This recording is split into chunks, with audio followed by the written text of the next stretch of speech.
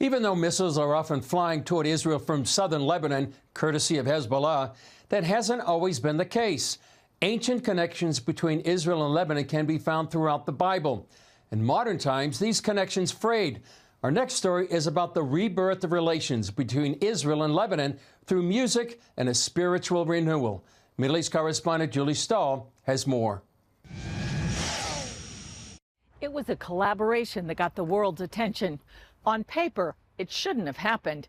Carine Bassili, a Christian Lebanese-American singer who grew up in war-torn Beirut, singing in a video with Orthodox Israeli Jew Yair Levy, also an IDF soldier who only knew Lebanon as a place of war. It started out with Yair Levy's music video, sung with shy soul, of his song Rafana, crafted from a prayer in the Bible.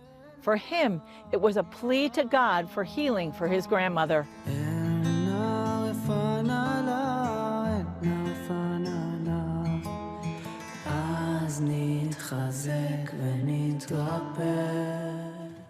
His video went viral and took on a larger meaning, a plea for healing for Israel and for war-torn countries around the world.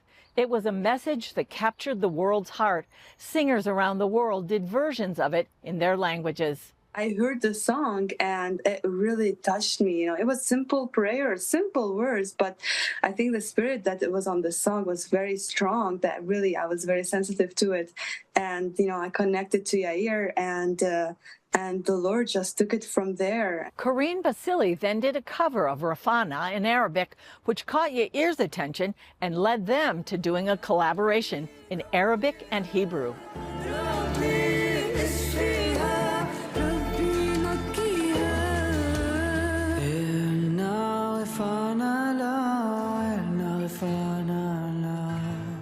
Her work with Yair led to plans for a future collaboration with him and American musician Sean Foyt, which they released just weeks after October 7th. It was another song that took on a larger meaning since Israel had just been pulled into a war of self-defense. God of Israel, God of Israel, blessed be your name. Kadosh Israel, Kadosh Israel, Kadosh Israel, Yitbach Shimcha.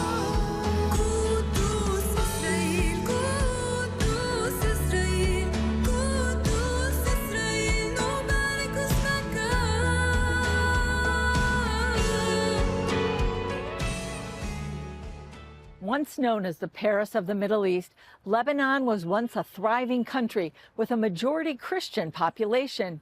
Mentioned more than 70 times in the Old and New Testaments, it has a rich biblical history. Through an alliance with Hiram, the Phoenician king of Tyre, King Solomon used cedar trees from Lebanon in building the first temple.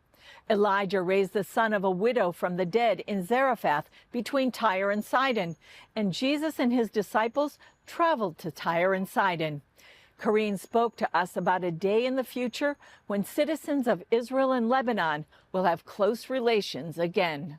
I'm so grateful that the Lord is awakening a generation right now. There's so many people in Lebanon are awakened to the truth and aligning with God and seeing, God's heart through the scripture.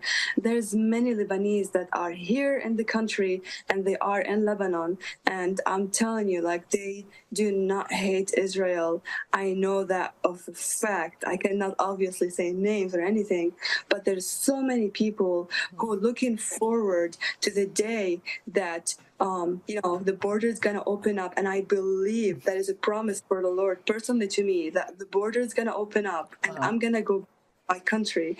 And there's many people in Lebanon are waiting for the day to connect to their cousins. Honestly, we're cousins. We do have the same blood. We have the same DNA.